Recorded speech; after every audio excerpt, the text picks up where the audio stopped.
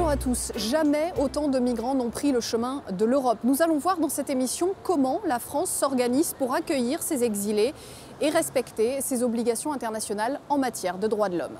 La justice française a validé le démantèlement de la jungle de Calais. Depuis 15 ans, dans cette région de Calais, proche de l'Angleterre, l'accueil des migrants est devenu un casse-tête. Au début des années 2000, le camp de Sangatte, débordé, avait dû fermer. Il avait été remplacé par un campement plus informel, bientôt baptisé la jungle. Le démantèlement de celui-ci ne va certainement pas tarir le flot des migrants. Le démantèlement du bidonville est imminent. Résignés, certains migrants ont décidé de demander l'asile en France pour être relogés dans des centres d'accueil et d'orientation. On part prendre le bus qui est là. Ça fait 3 mois que je suis ici à Calais. Maintenant, j'ai décidé de laisser mes affaires ici parce qu'on est fatigué d'attendre et la vie ici n'est pas terrible. Tu comprends, mon ami, il faut que je parte. Ces Soudanais, eux, n'envisagent pas de partir pour le moment. Ça, c'est la mosquée des réfugiés soudanais. Et ce sont nos chambres là-bas.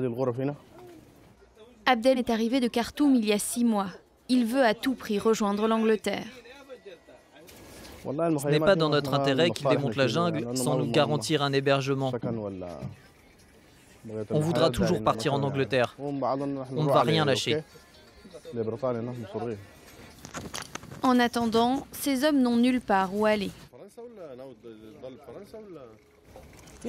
S'ils démantèlent le camp, c'est sûr que certains vont revenir. C'est sûr que je vais revenir. Selon les associations présentes dans le bidonville, 95% des mineurs de la jungle veulent aussi passer en Angleterre. Parmi eux, Chund, un Afghan de 14 ans, arrivé dans la jungle il y a 4 mois. J'essaye de passer toutes les nuits, mais il y a la police qui m'en empêche. Même s'il n'y a plus de jungle, je reste. Je veux aller en Angleterre. Près de 1300 mineurs isolés vivent dans le camp. Médecins sans frontières s'inquiètent de leur prise en charge après le démantèlement. Certains d'entre eux probablement voudront rester sur les Hauts-de-France pour continuer à essayer de passer en Angleterre et donc pourraient rejoindre des squats ou des camps improvisés. Et donc évidemment, ils seraient de plus en plus vulnérables par rapport à des violences, à d'autres types de réseaux.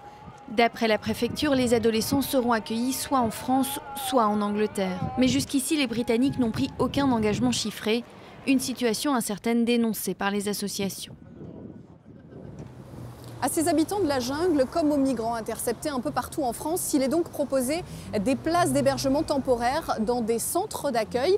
Ils sont répartis un peu partout en France de façon à éviter un regroupement de personnes trop important. Et même s'il s'agit de petits groupes, l'ouverture de l'un de ces centres est rarement bien perçue au départ par les habitants des alentours. Ils sont entre 200 et 300, drapeau français en évidence pour certains. Ces habitants de Forges-les-Bains protestent contre la récente installation de 44 migrants afghans dans leur petite commune de 3700 âmes. Des hommes seuls installés à une centaine de mètres de l'école.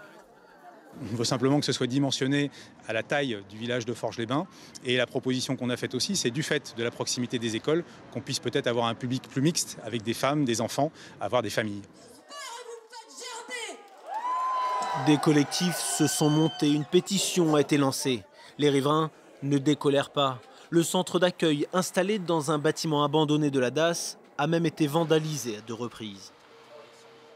Près de Limoges aussi, dans ce village de 900 habitants, la présence de migrants, des hommes seuls là encore, ne plaît pas à tout le monde, mais pas toujours par peur des vols ou des agressions. Le seul regret qu'on a, c'est qu'on aimerait bien que ce soit peut-être des familles avec des enfants et qui restent un petit peu plus longtemps pour peupler le village, si c'était possible. Au départ pourtant, la population de Peyrat-le-Château ne cachait pas son inquiétude lorsque des migrants en provenance de Calais y ont été accueillis il y a plus de 3 mois. Beaucoup sur la façon dont ça s'est fait, parce qu'en fait, ils sont arrivés sans que personne soit au courant. Bon, la crainte, à mon avis, c'est qu'il y ait des vols, des choses comme ça, qu'il y ait des problèmes dans la commune. Mais bon, c'est bien parce que ça ne se pose pas. Donc, il n'y a pas de problème. Des commerçants voient même finalement un côté très positif à l'accueil de ces migrants. Pour l'hiver, c'est bien l'hiver, hein, ça fait un plus quand même. Ils nous prennent à peu près tous les jours 10 pains, 10 baguettes. Et puis, ma foi, ça se passe bien. Certains maires peinent toujours à rassurer leur population et promettent que ces migrants seront surveillés 24 heures sur 24 et 7 jours sur 7. La plupart des villages font appel à des associations pour aider les migrants à s'intégrer rapidement, grâce à des cours de français notamment. Ils ont une soif d'apprendre, c'est terrible, quoi. Ils viennent, ils sont très réguliers aux cours, ils ont vraiment envie. Un apprentissage de la langue qui doit permettre à certains de déposer une demande d'asile en France, alors qu'il y a encore quelques mois, beaucoup ne rêvaient que d'Angleterre. À Paris, 2 centres d'accueil des migrants vont ouvrir leurs portes et c'est l'ONG Emmaüs Solidarité qui va se charger de leur gestion. Nous sommes avec son directeur général, Bruno Morel. Bonjour. Bonjour. Déjà, expliquez-nous qui va être accueilli dans ces centres et pour combien de temps?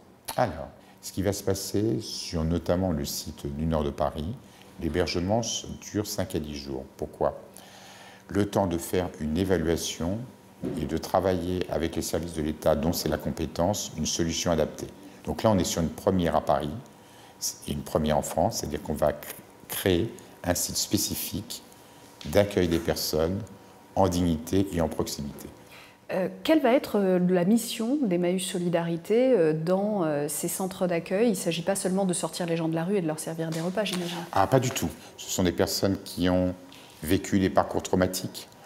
Donc, je vous ai parlé de l'hébergement, mais il y aura aussi tout un volet santé très important. Donc là, nous travaillons avec des partenaires, notamment les équipes médicales du SAMU social de Paris et de Médecins du Monde, qui pourront faire notamment une évaluation santé.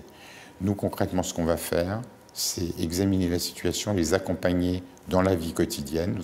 Pour tout ça, il va y avoir une équipe sur le nord de Paris dédiée de 120 professionnels, des équipes d'Emmaüs Solidarité, mais nous avons aussi recours au bénévolat. Nous avons déjà 400 Parisiens qui se sont dit banco, on va travailler avec vous. Vous voyez bien que c'est une mobilisation formidable. Moi, je suis très heureux de voir qu'une ville comme Paris soit en capacité d'accueillir dans des conditions dignes et d'ouvrir la porte aux migrants.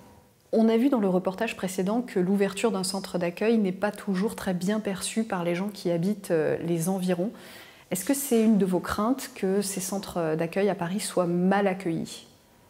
Le migrant n'est pas automatiquement une personne violente.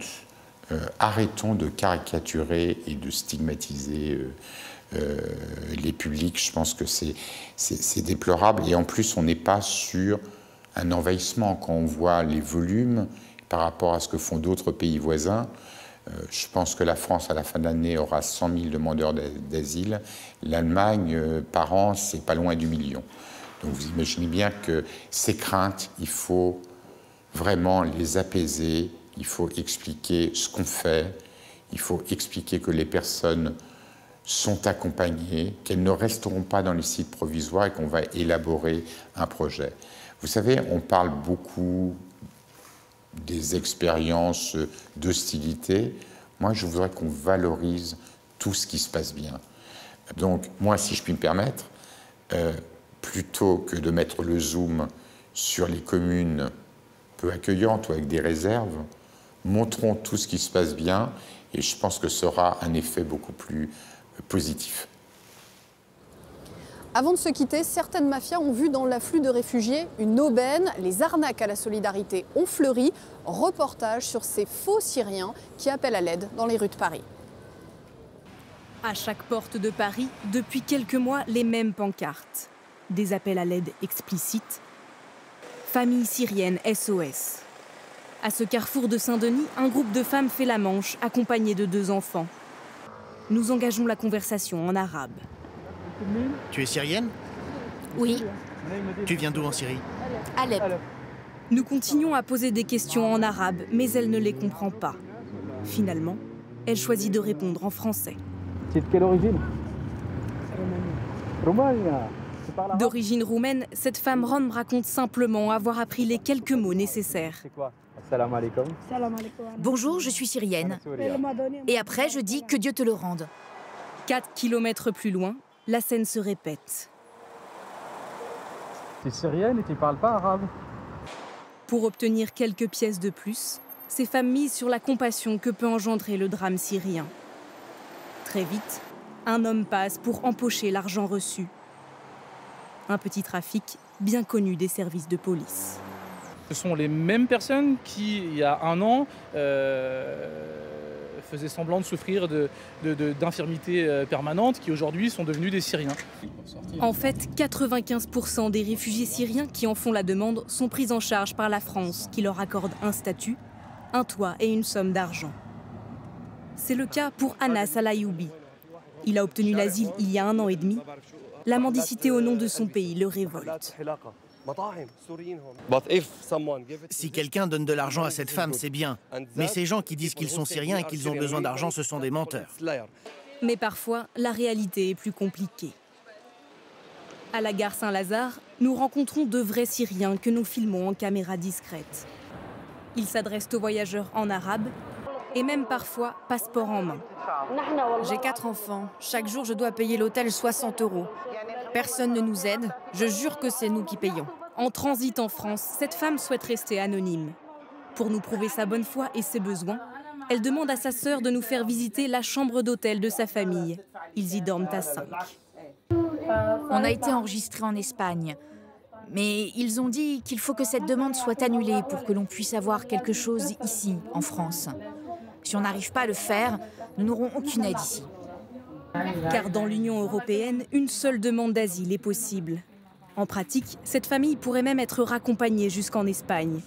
Elle compte pour l'instant passer l'hiver ici, avant de peut-être continuer son chemin vers la Belgique. C'est la fin de cette émission. Merci à vous de l'avoir suivi. À très vite sur France 24.